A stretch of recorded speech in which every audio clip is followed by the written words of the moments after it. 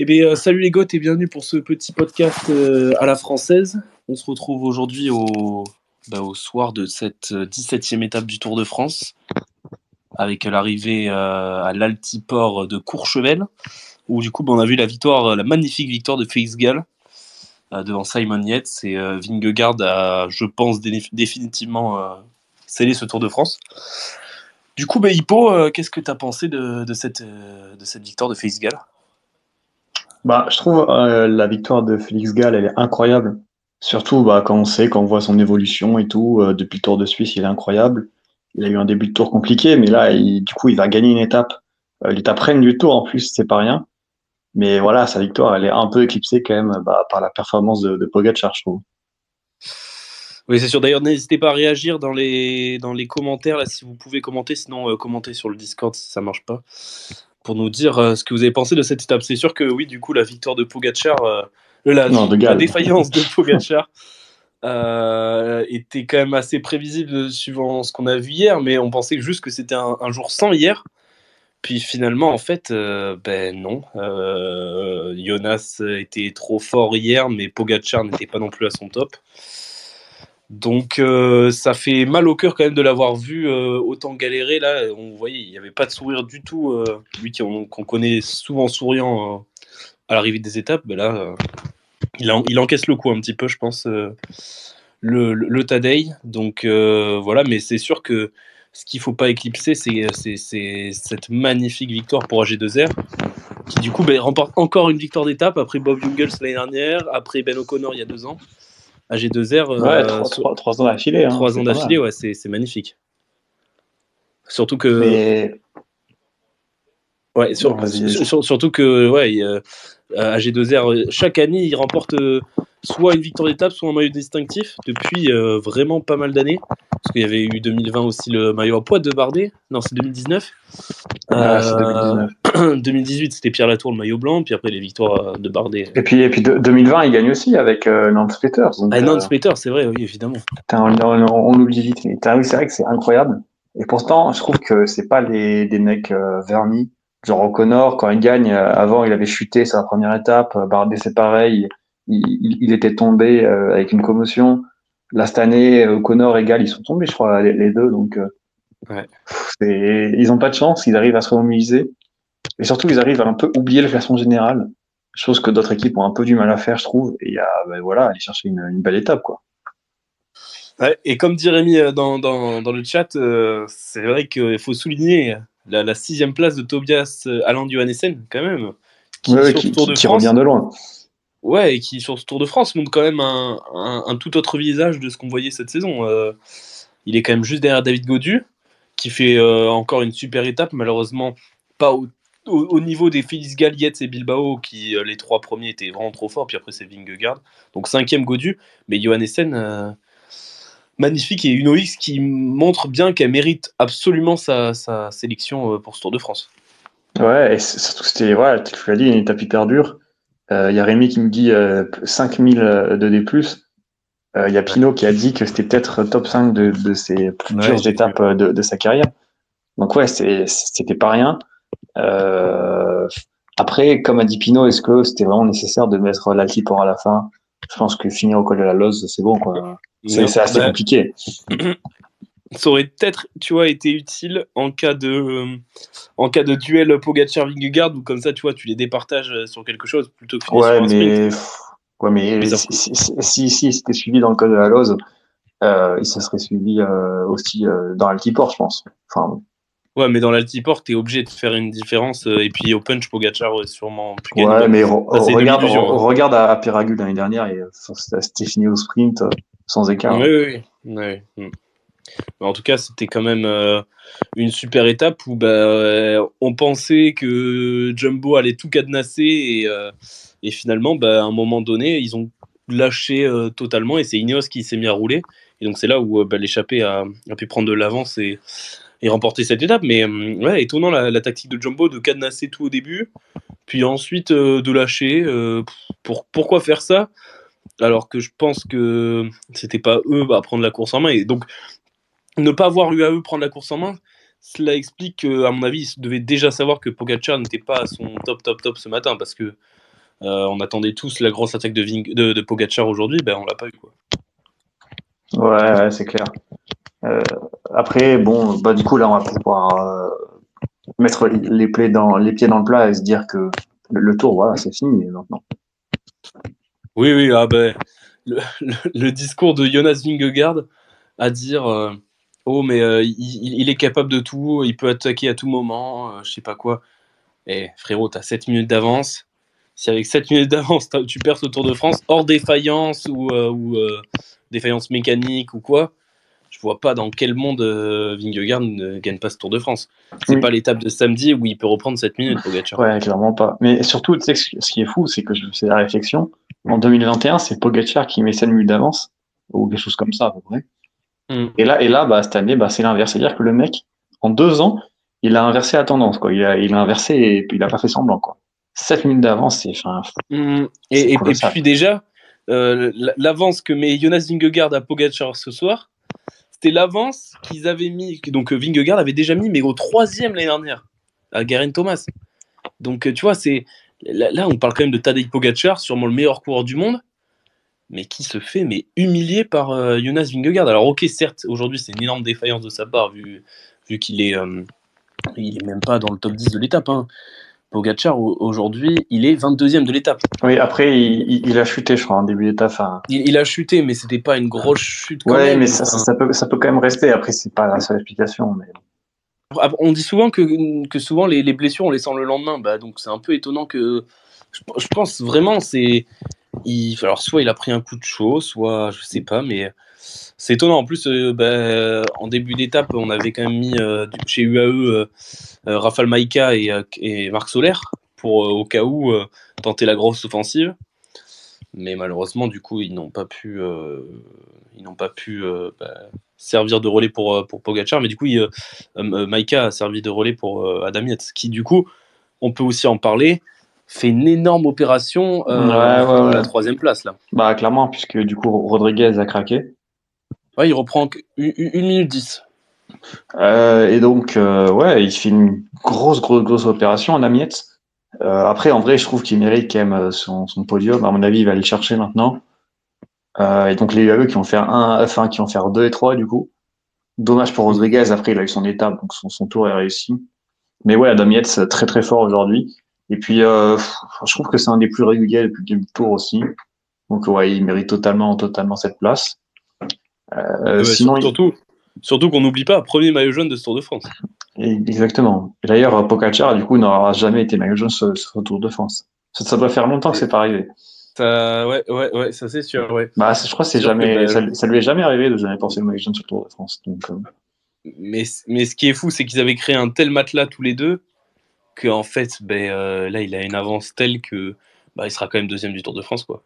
ouais, mais faut faire gaffe quand même, hein, parce que s'il continue à exploser comme ça, parce qu'au final, Adam Yates, il est à 3 minutes, là, de Pogacar. Ça se rattrape vite, hein. Une petite Ouais, défaillance et oui, ah puis, oui, en cas de nouvelle défaillance, mais après, je pense que l'étape de samedi, oui, samedi, ouais, est quand même moins propice à, à être aussi folle que celle d'aujourd'hui. et Mais sinon, on peut parler aussi de Simon Yates qui fait une ouais, belle performance et qui revient à la super cinquième étape, place. ouais. Lui Mais aussi, tu vois, il est pas loin du podium aussi. j'étais un peu étonné parce qu'il bascule au sommet de la Loze avec seulement 20 secondes. Et bon, on connaît les petites lacunes de Félix Gall en descente. Je me suis dit, il va rentrer, il commence à reprendre pas mal de temps et tout. Puis à un moment, il repère beaucoup de temps. Donc on n'a peut-être pas vu sur les images, mais peut-être qu'il lui est arrivé un truc où c'est étonnant qu'il ait reperdu d'un coup.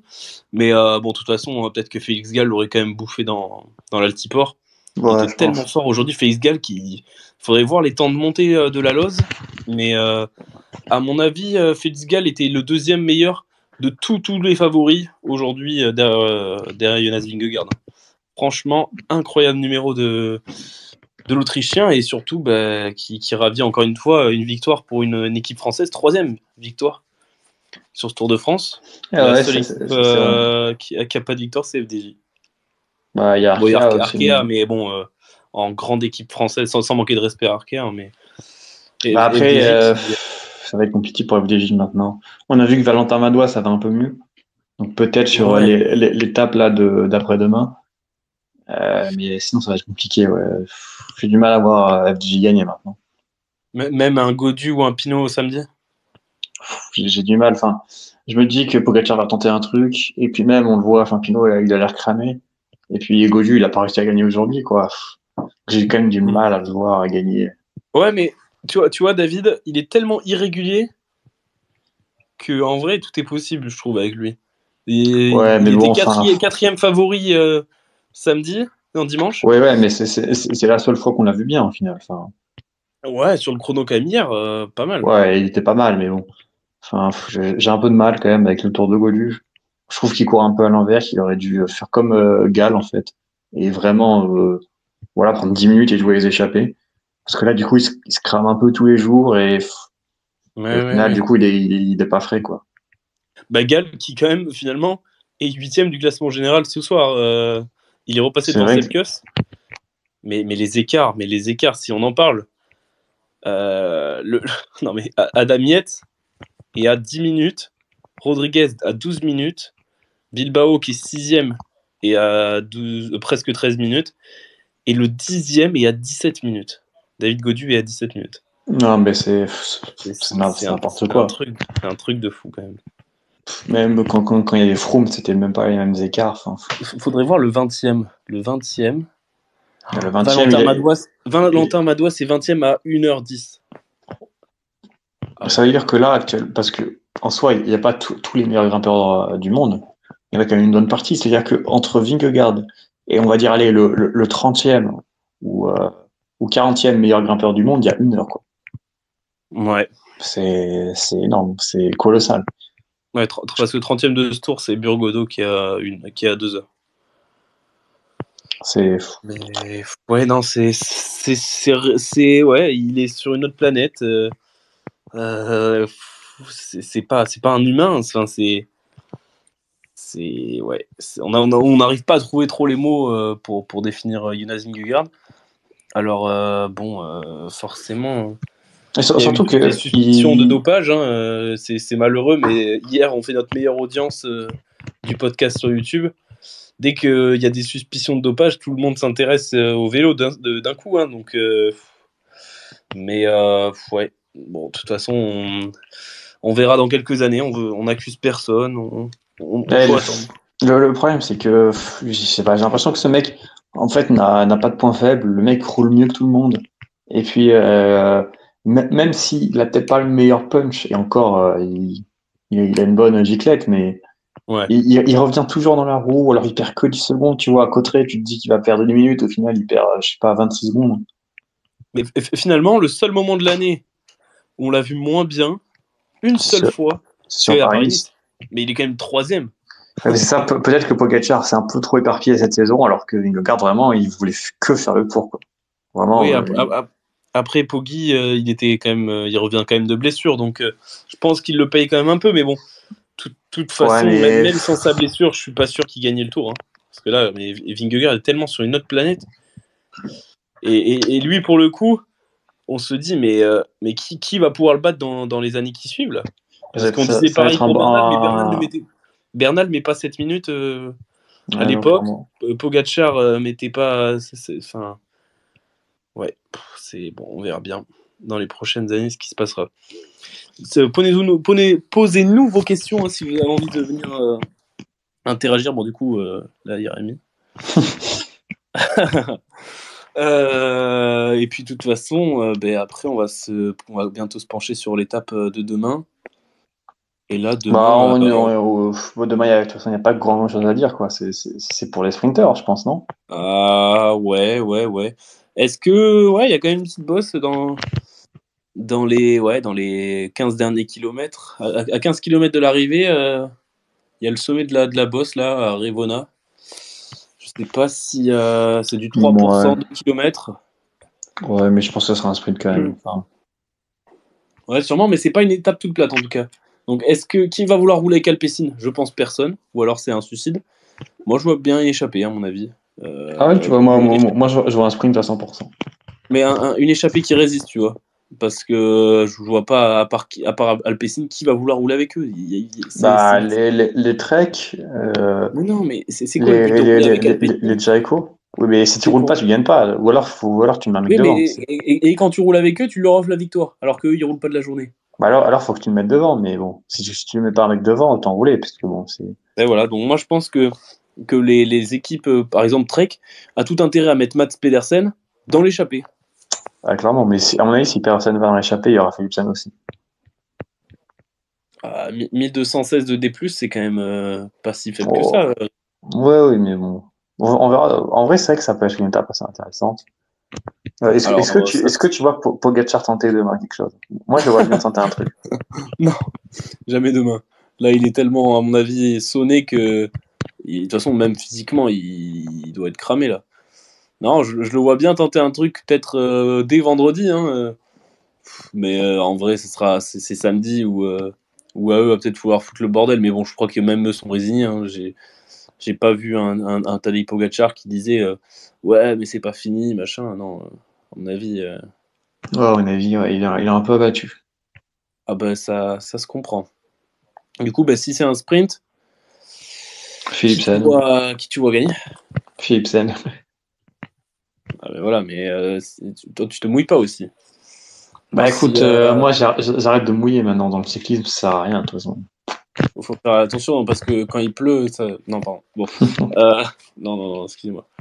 Moi, en vrai, je voulais dire Michael Morkov en échappé, mais avec la petite bosse, je pense qu'il prend tarif. Moi, je vois bien Rémi Cavagna demain. Et pas Ou Rémi alors, Baroche. ou alors Burgodo aussi qui est Ah, pas trop Mathieu mal, je crois. Burgodeau, même Mathieu Burgodeau, je le vois mieux sur l'étape de vendredi, tu vois. Ah ouais, Parce bah que moi, je sais pas. Ah oui, c'est vrai aussi.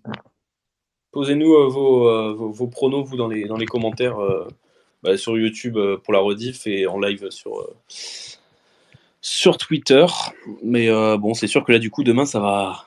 Après pas mal d'étapes de montagne, revenir au sprint, bon, ça va faire bizarre. Ok, ouais. Bah, de toute façon, là, le tour, il est un peu fini, on va pas se mentir.